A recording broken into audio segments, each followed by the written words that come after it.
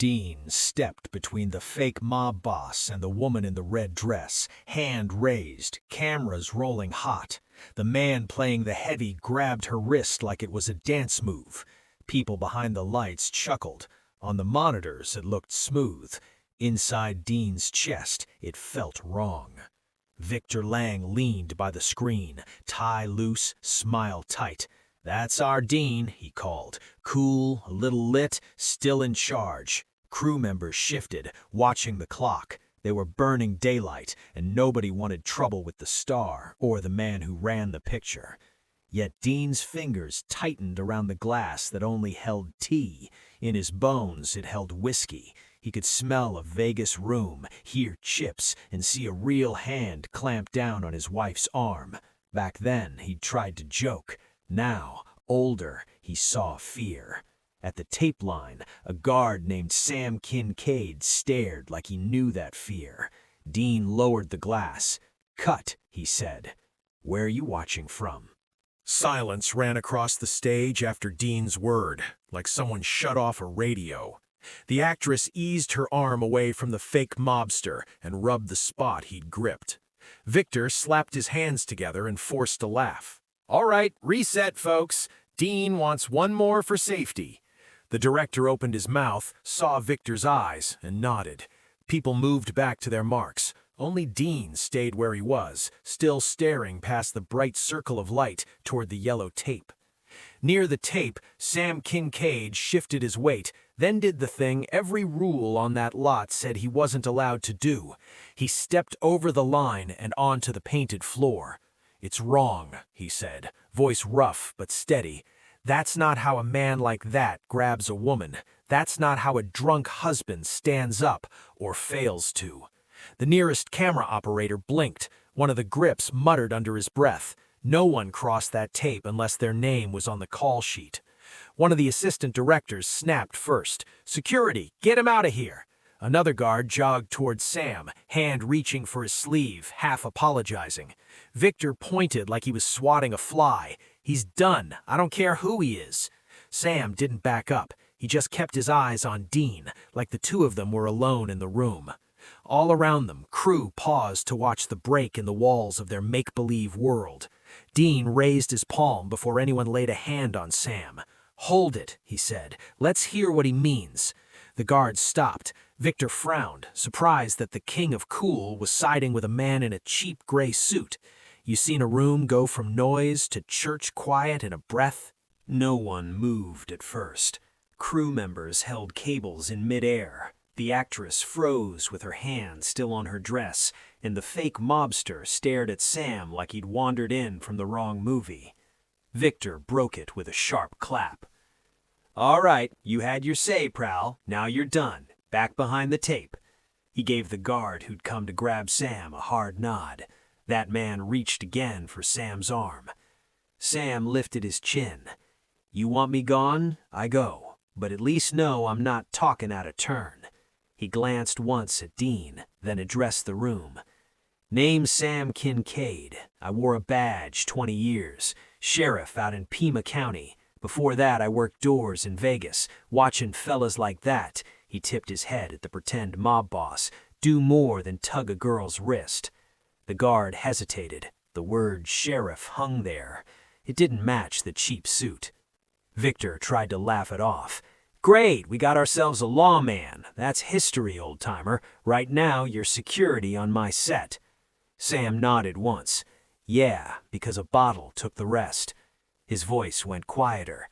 "Lost the badge, lost my wife, almost lost my kid. You drink like I did, you stop hearing women scream, even when they're 3 feet away." A grip in the back swallowed hard. Across from Sam, Dean felt his throat tighten. He'd missed screams too, different kinds. A child crying on a long-distance line, a wife asking when he'd be home. He stepped closer, past a camera dolly. "Let him finish," Dean said. Around them, the crew shifted, now looking at Sam not as a nuisance, but as the one man there who truly knew what that kind of night cost. Forever. An hour later, stage door stood open to the hot lot. People drifted out. Dean walked slower than the rest, jacket over his arm, mind stuck on Sam's words. He cut around the soundstage toward the trailers and stopped. Near a line of folding chairs, the same gray suit sat over a bag. Beside Sam, a boy worked a pencil on a math sheet, tongue pressed into the corner of his mouth. From where Dean stood, the boy glanced up. "You messin' with Dean Martin?" he whispered. Sam gave a short chuckle. "I'm just trying to keep the lights on, Jake." He passed over half a sandwich. "You finished that page yet?" Dean stepped closer, boots scuffing dust. Jake saw him and froze, eyes wide. Sam turned, started to stand, then rose only halfway. "Mr. Martin," he said softly, "didn't mean to cause trouble back there." Dean waved it off. "You told the truth. That's not the worst thing on a set." He nodded toward Jake. "Your boy?" Sam shook his head. "Grandson. His mama's working through some things." He looked down. "Judge gave me a shot. One strike, I lose him. They don't care I used to wear a badge. They care if I show up, stay sober, keep a job." At that word lose, Jake edged closer to his grandfather's arm. Only then did Dean feel the weight of what he'd let slide. It wasn't just about one scene or one memory in a Vegas club. A man like Sam was hanging on, and a boy was hanging on to him. Dean pictured his own kids' faces, how many nights they'd watched him on a screen instead of at their table. He lowered himself into an empty chair. "We're gonna make that scene honest," he said, "for them." Back on the soundstage, the lights seemed harsher, the floor paint brighter, every shadow sharp. Dean spoke low to Howard Ellis before the next setup.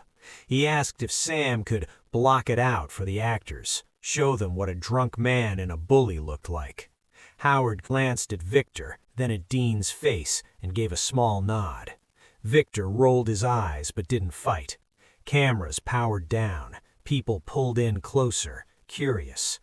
Instead of hiding by the tape, Sam stood near the marks laid in colored chalk. His suit looked wrong under the lamps, yet his stance fit the scene better than any costume. He moved like memory hurt. First he reached for a chair, the way the mob man had reached for Dean's wife, fingers digging in. Then he showed how a man with liquor inside tried to stand between them, feet slow, balance off, shame already in his shoulders. Nobody on that crew cracked jokes. You could hear cloth rustle, a cable scrape, someone sniff once. Sam's hand shook as he tried to plant himself between chair and mob boss, and the effort showed how weak courage gets when drink drags it down. His face pinched when he said, mostly to the floor, that the woman can't tell if the man blocking her is there to shield or to show off. Many heads lowered at that line. By the time Sam stepped away, Dean knew something had shifted. The young camera assistant who always laughed now stared at his shoes. A wardrobe lady wiped her eyes with a sleeve. Even the fake mobster wouldn't meet Sam's gaze. Dean looked around and saw, for the first time, people who had lived that kind of night. He understood. If he stood, he would not be standing alone. The next take felt different before it even started. Howard called places. The actress stepped to her mark, and the fake mobster rolled his shoulders like he was about to throw a real punch. Dean moved into position. Sam off to the side now, hands folded, eyes on the floor. The moment the other man grabbed the woman's wrist, Dean let his face drop, let the old fear rise, and cut every ounce of wink from his voice. Howard watched through the camera and nodded to himself. Victor did not. He stepped in front of the monitor, chopped his hand through the air. "Hold it! Dean, what are we doing? The audience wants the charmer, they don't want a sermon." A few people looked away. Dean held the mark a second longer, then eased back, jaw tight. "Just trying it closer to how it went," he said. Victor gave a dry grin. "Yeah, well, this isn't a courtroom, it's a picture. Let's not forget what sells." Howard's shoulders slumped. The actress looked from Dean to Sam and back again, like she wasn't sure which world to stand in. When they finally took a break, Dean walked straight out a side door into the glare of the lot. Across the alley, another soundstage stood open, John Wayne's Western town glowing under dust and arc lamps. Wayne leaned on the bar of a fake saloon, talking with his crew. Dean cut through cables and sawdust until they faced each other among the empty tables. Wayne squinted. "You look like you swallowed a cactus." Dean told him about Sam, the night, the watered-down scene, and Victor's push to keep it easy. Howard joined them, tie loosened. By the time Dean finished, both men had said the same line: "If you stand, we stand." Lunchtime crowds filled the commissary with clatter and steam, but at a corner table, it felt like a different world. Dean sat across from Sam, tray pushed aside. Wayne and Howard squeezed onto the bench, coffee cups crowding between them. Outside, extras crossed the lot in costume. Inside, the air around that table had the still weight of a courtroom. Dean nodded toward Sam. "Tell them what you told me, only all of it this time." Sam's fingers worried the paper napkin until it tore. For a while he just watched it shred, then he spoke. "First time I smelled a scene like the one you're shooting, I was young on patrol," he began. "You hear the call, you know it's bad, but you finish your drink anyway. By the time I got there, he'd already put her through a wall." His jaw worked. "The last one, I didn't go at all. Bottle was closer than the keys. Next day, they zipped her in a bag." Wayne's hand closed around his cup. Howard's gaze dropped to the table. Dean swallowed, throat dry. Sam went on. "They took my badge, as they should. My wife left. My girl bounced house to house till she found her own bottle. Now I got Jake. Judge said I get one more try. One. If I slip, he goes where my girl went." Dean drew a breath like he was lifting something heavy. "My kids don't trust me neither," he said. "I sang to strangers instead of reading to them. I let folks laugh at a drunk act while my boy wondered if his dad even wanted to be clear." When he finished, Wayne leaned in. "You're not just fixing a scene, Duke," he said softly. "You're fixing what's left of your name. We're in." Back on stage 12, the air felt different the moment Dean stepped through the doors. People hadn't heard the lunch talk, yet somehow sensed it. Grips stood a little straighter. The actress flexed her wrist and met Dean's eyes with a small nod. Sam waited by the tape again, shoulders square, grandson nowhere in sight. Howard called everyone in. "We're going again from the grab." He checked with Dean, then the actress, then the heavy. Calm on the surface, he looked ready for a storm. Victor arrived last, sunglasses on, indoors, flipping through pages. "All right, people, let's give 'em the Dean they paid for. Light, tipsy. Roll camera." Camera spun up. The mobster actor took his mark. The woman lifted her chin. Dean let his hands hang loose, like that younger version of himself who tried to act charming while fear crawled up his back. "Action," Howard said. The fake boss lunged, clamped the woman's arm.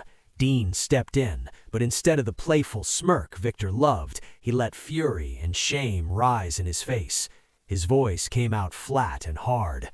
"Take your hand off my wife." "Cut!" Victor barked, jumping in front of the monitor. "No, no, no, we are not doing this heavy. Reset. Dean, you know the drill." Nothing moved. One of the electricians set his coil of cable on the floor. A camera operator took his eye from the viewfinder. Wardrobe stopped fussing with a sleeve. Wayne's drawl came from the stage edge. "He does know the drill, Victor. That's why we're changing it." He stepped up beside Dean. Howard joined them, headset hanging at his neck. Around Victor, crew closed ranks with silence. His power floated there, then slipped. "We're shooting it this way, or we're not shooting at all today."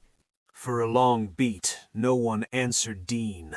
The only sound came from a lamp humming high in the rafters.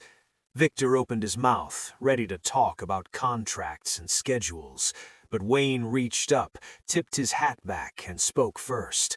"Crew works for the picture," he said. "Picture follows the man whose life we're showing. That's Dean." Howard raised a hand. "Roll sound," he told the mixer. "We're going again, my way this time." Victor looked around and saw nothing but steady faces. Nobody moved toward his side. The next take went through like a knife. The fake boss seized the actress too hard. She flinched for real. Dean stepped in, voice low, eyes dark, shame and rage plain. When Howard called cut, nobody breathed.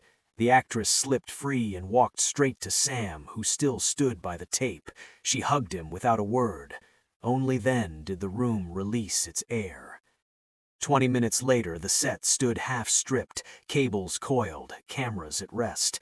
Howard called out, "Before we clear, I need one more man on this floor." He pointed up toward the catwalk. Jake peered over the rail, startled he'd been seen. "Come on down, kid," Wayne said. Jake climbed the stairs, slow, sneakers loud on metal. On the bare concrete, crew gathered in a loose ring. Howard held the day's marked script pages, edges smudged from Dean's hands. He gave them to Sam. "You saved our scene," he said. "You gave it guts." Dean touched the paper too, then looked at Jake. "Your granddad's the bravest man here," he told the boy. Jake stared at the pages like they were gold. For the first time in years, Sam straightened his shoulders as if they could carry pride again, instead of only guilt today. Months passed before anyone on that lot saw the scene again. By then, the dust had settled, new pictures were shooting, and talk had moved on. One cool evening, a packed downtown theater went dark. Projector light cut through cigarette haze, and Dean's face filled the wide screen. Folks laughed at the songs, at the easy banter, at the old Rat Pack charm. Then the mob grab scene came. The room grew still as the fake boss clamped his hand on the wife's arm, and Dean stepped in. No wink, no sway, just that hard line of fear and anger. Somewhere in the crowd, a woman whispered, "That's not acting." A man beside her shifted, hand tightening on his own drink. When the credits rolled, a critic in the back circle scribbled a note that this one moment felt like the star dropping his mask. Years slid by. Film stock turned to television, then tape, then discs. In a small living room, an older Jake hit pause on a scratched DVD. His own kids stared at the frozen frame of Dean between the mobster and the woman. Jake pointed with the remote. "See that part? Your great-granddad helped him shoot it that way. He stood up in a room full of people who wanted it easy." Across town, Victor sat alone in an office that used to be busier. He still worked, still pushed glossy tales, yet the big prestige pictures now went to other hands. Every so often his channel played that movie, and he'd watch that one scene and remember the day his voice carried less weight than a quiet guard and an old cowboy. On Dean's shelf, the script page Sam held that afternoon rested in a frame. It was a small thing, yet it bent the line of two family stories just enough to matter. Most folks who watched that picture never knew the story behind that one hard bit of film. They saw Dean Martin fill the screen, heard that flat warning to the man on his wife's arm, and felt something move under the old jokes. Some went home and poured a drink a little slower that night. Others thought about a sound from long ago, a door slam or a woman crying, and wondered why this scene left them uneasy. Behind that unease stood two men most viewers would never meet. One was a star who had spent half his life letting the world laugh at a bottle in his hand. The other was a worn-out lawman who had once looked the other way while real hurt happened in front of him. Both had fallen hard. Both carried nights they could not fix. Yet in that hot box of a stage, they chose not to hide those nights anymore. You and I live much closer to that choice than to any movie set. Maybe there's a story in your house that's always been told as a funny drinking tale, a wild night, a harmless shove. Maybe someone in your family still carries the quiet cost of it. The truth is real courage rarely looks smooth. Most times it looks like a shaking hand, a late apology, a hard line finally drawn in front of witnesses. On that day, Dean used his name not to protect a picture, but to guard truth in a family holding on. Sam turned his worst failures into a light so one boy and others watching could see more clearly. If this kind of story helps you see those films again, subscribe for more tales. Then, ask yourself where the beautiful lie still stands in your own world.